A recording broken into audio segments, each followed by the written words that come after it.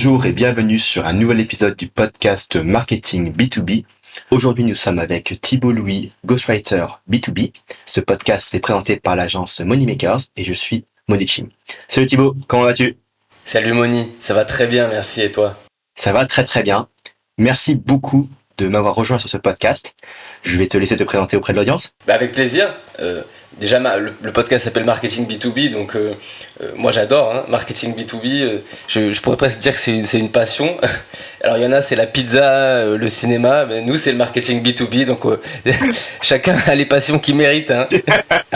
Donc je vais me présenter, donc Thibault Louis, j'ai 28 ans, je suis entrepreneur, et on va dire que mon entreprise, ce qu'elle fait principalement, c'est l'accompagnement de dirigeants dans leur prise de parole, notamment sur LinkedIn. Donc oui, on peut dire ghostwriter parce qu'il y a certains textes que je les aide à écrire, et parfois c'est moi qui les écris en les faisant parler.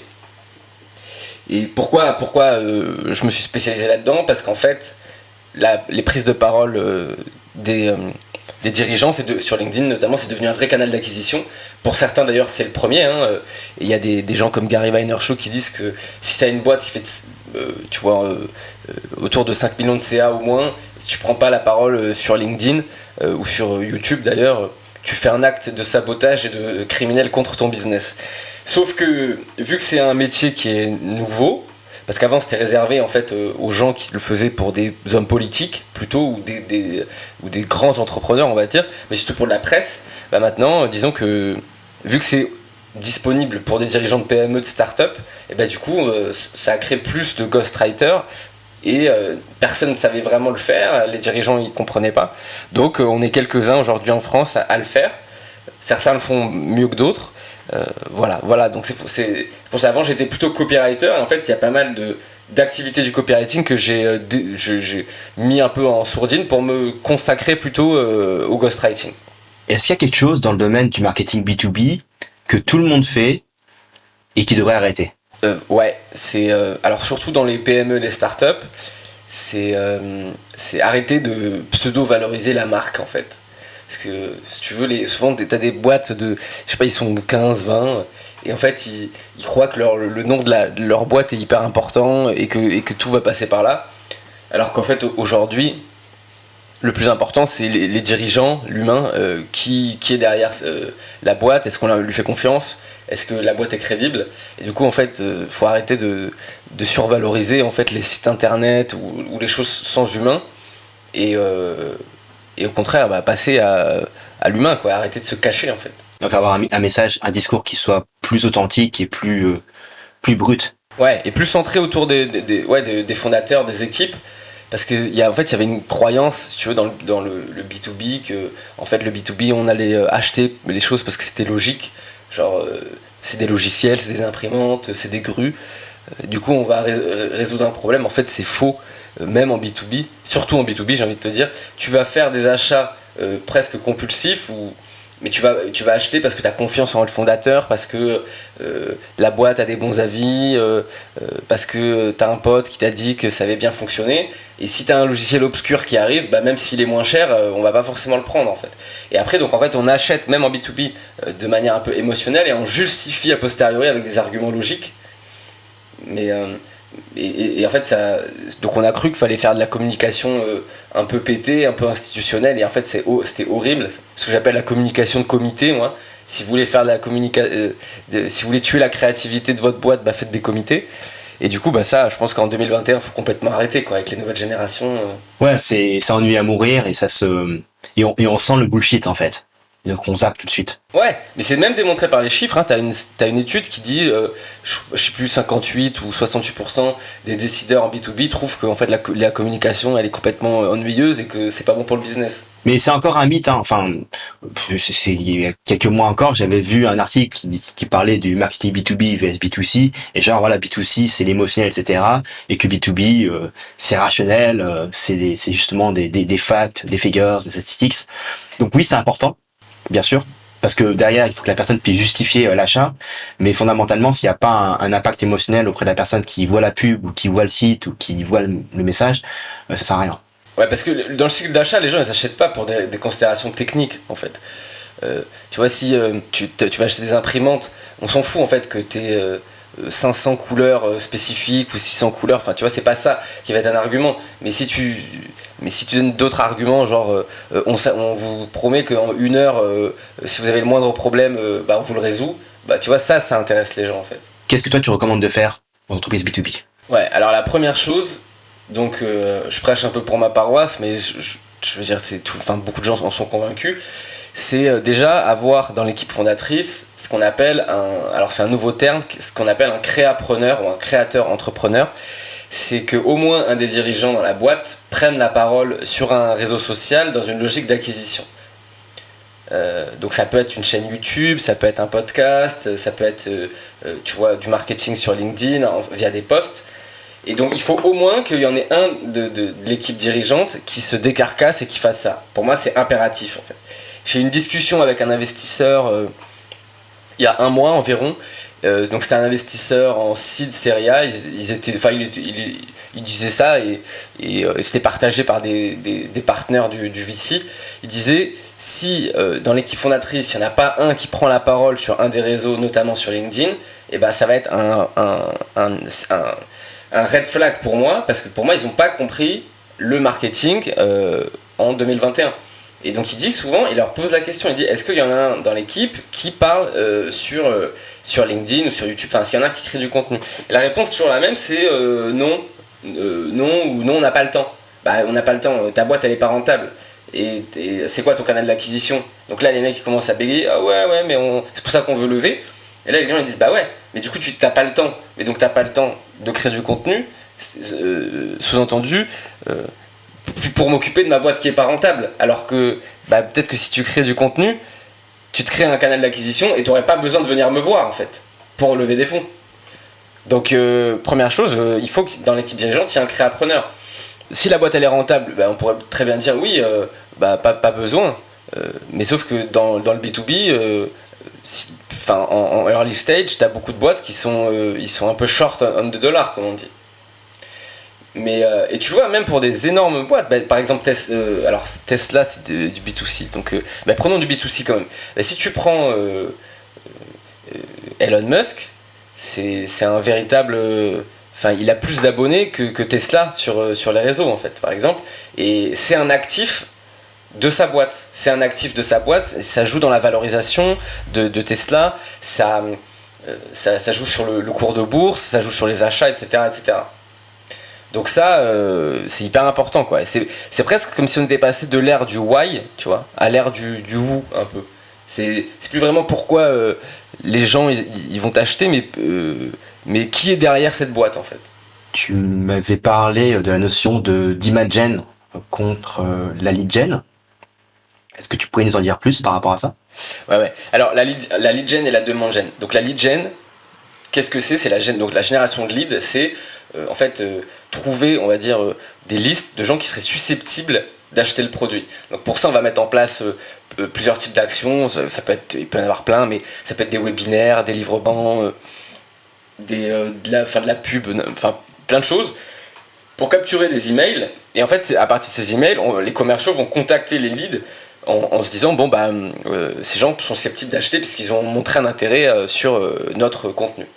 Sauf que sur ces leads, il y a en fait une partie très faible qui a une chance de passer à l'acte d'achat, et du coup les commerciaux perdent du temps, perdent du gaz, perdent de l'argent, perdent même de la motivation à en fait courir derrière des gens qui auraient jamais été prêts à acheter en fait.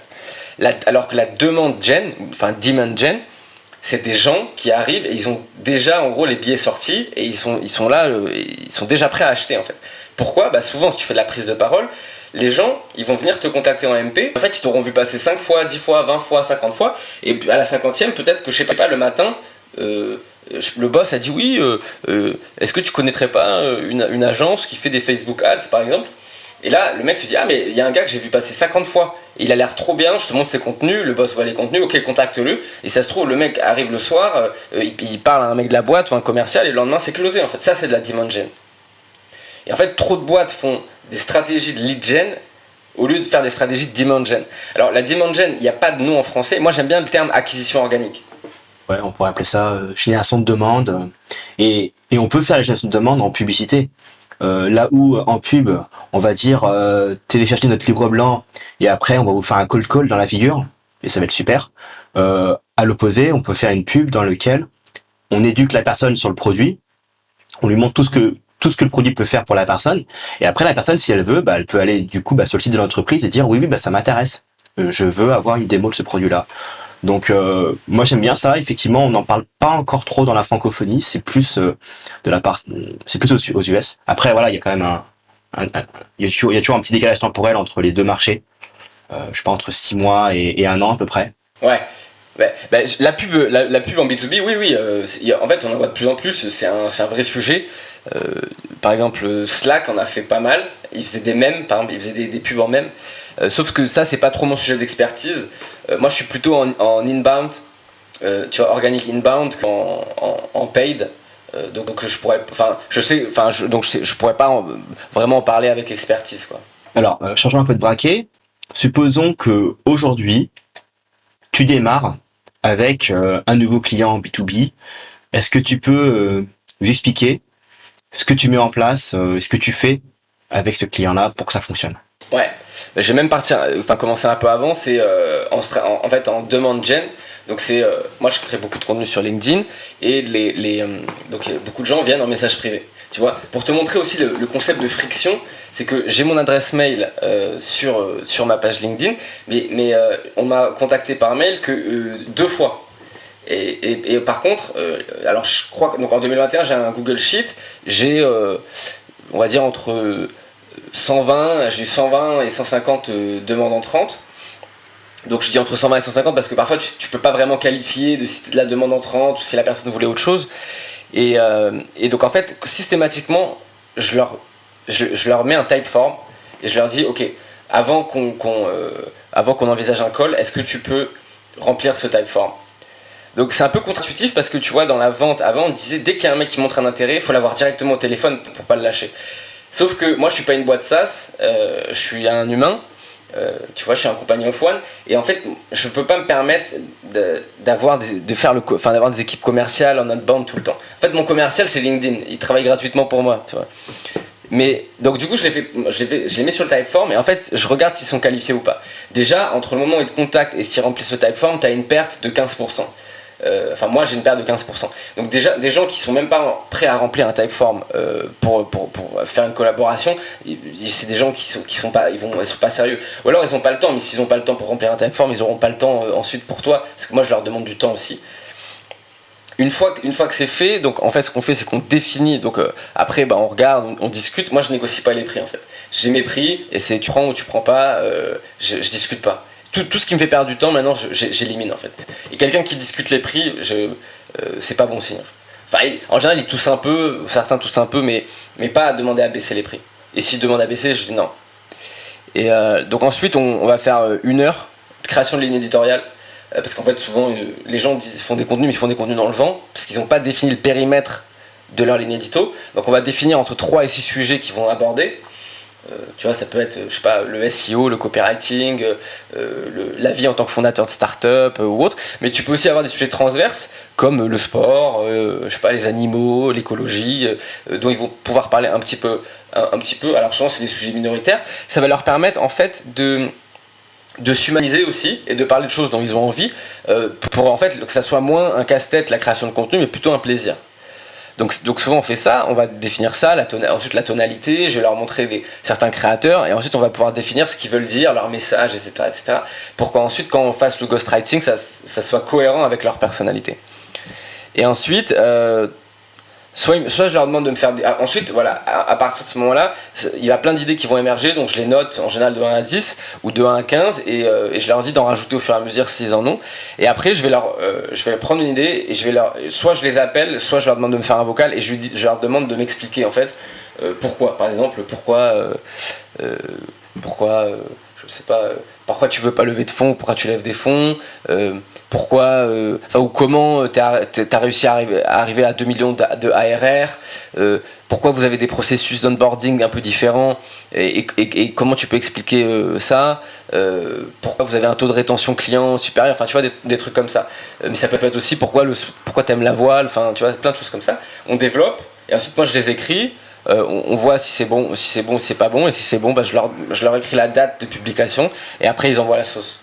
Ouais, et tu pourrais nous dire un petit peu à quoi ressemble, dans les grandes lignes, ton processus de création de contenu à toi? Ouais.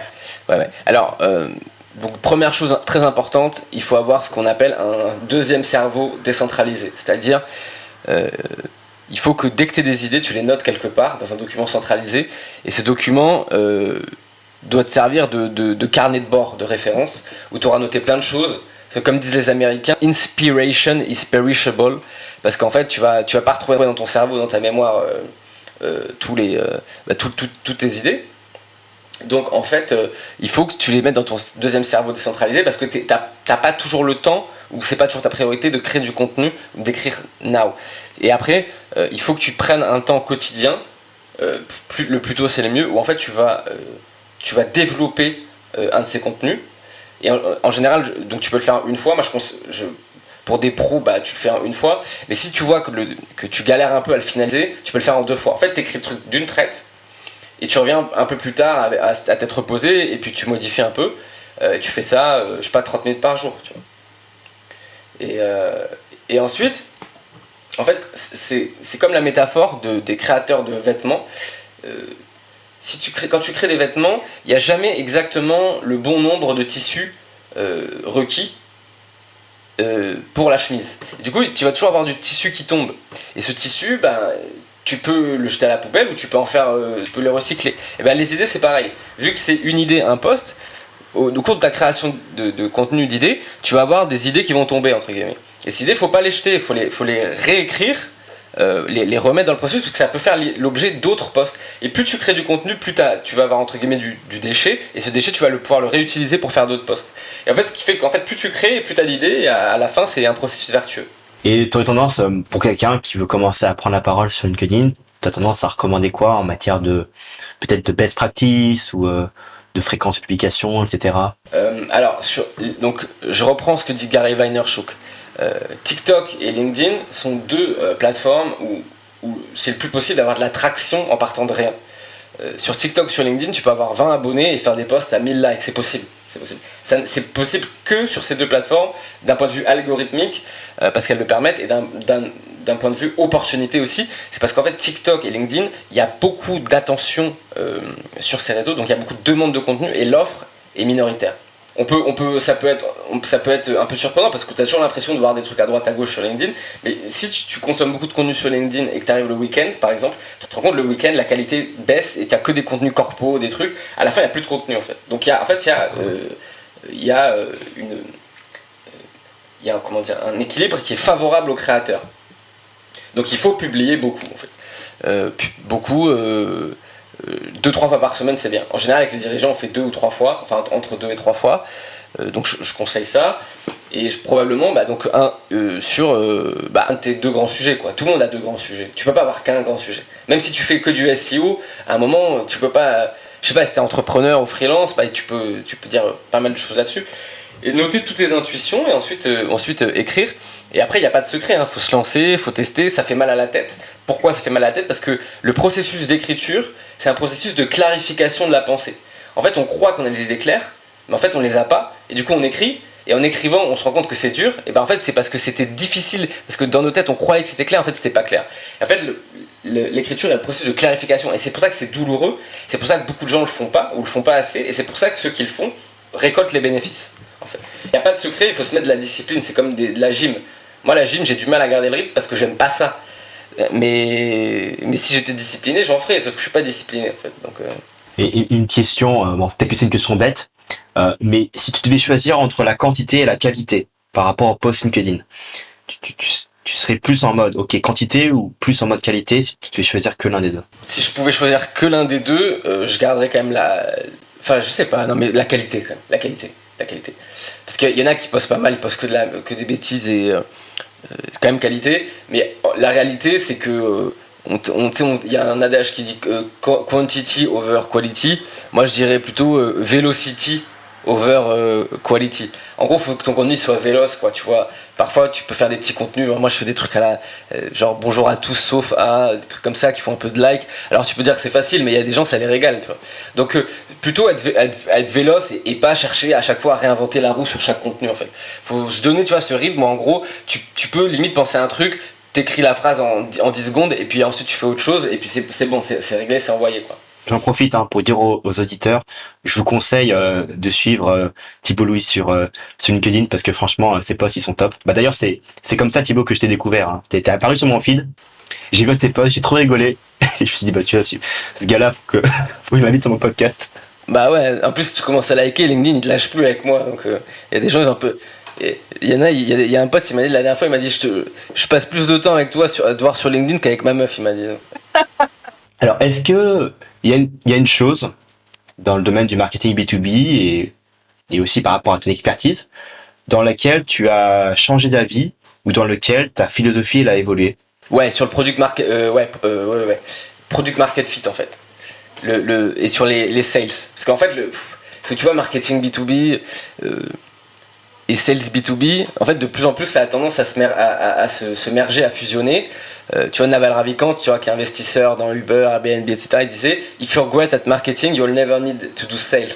Enfin, ce qui veut dire, c'est un peu la stratégie de demande gen. En fait, si tu fais de la demande gen à la fin, de plus en plus, tu vas pas avoir les commerciaux vont pas être de moins en moins des chasseurs et vont de plus en plus des gens qui vont juste finaliser les contrats. Parce que les gens vont arriver de plus en plus avec des certitudes et veulent surtout pas changer. Et notre génération aussi, on est des gens qui veulent de moins en moins parler à des représentants commerciaux et on est de plus en plus ferme là-dessus.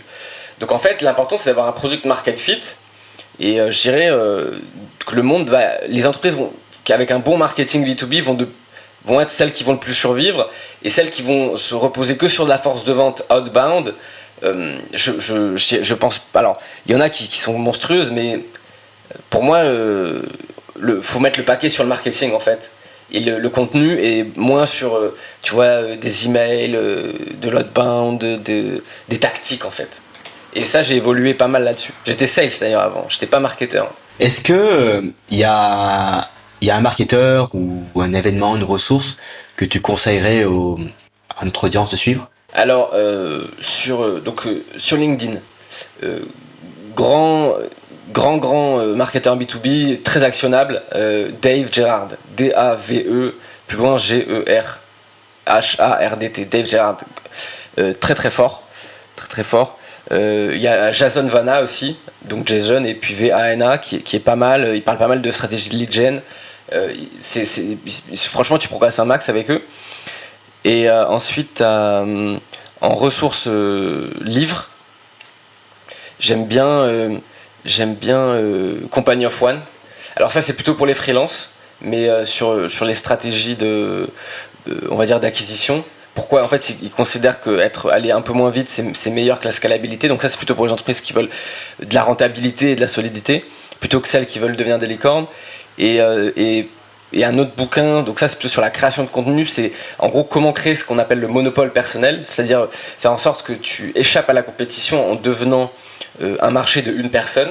Le bouquin de Naval Ravikant, de Eric Jorgensen, qui s'appelle The Almanac of Naval Ravikant. Ça, faut absolument les lire. C'est des cheat codes 2021 en fait. Et enfin, pour terminer, si tu devais donner un conseil à toi il y a un an pour devenir un meilleur marketeur aujourd'hui, ce serait quoi? Arme-toi d'une audience. Peu importe, sur ce qui te fait kiffer, arme-toi d'une audience. Teste des choses, itère, plutôt que de trop réfléchir en fait. Thibault, merci beaucoup pour cette super interview. Comment ça se passe si l'audience veut se connecter à toi? Alors, donc, je suis très actif sur LinkedIn, donc Thibault Louis. Ça finit par LT, Thibault. Sinon, j'ai aussi un podcast, donc disponible sur Spotify ou Apple Podcast, qui s'appelle Les Rois du Scale. Et j'ai ma newsletter, donc thibaultlouis.substack.com, où vous pouvez me suivre toutes les semaines. Merci Thibault, à bientôt. Merci Moni.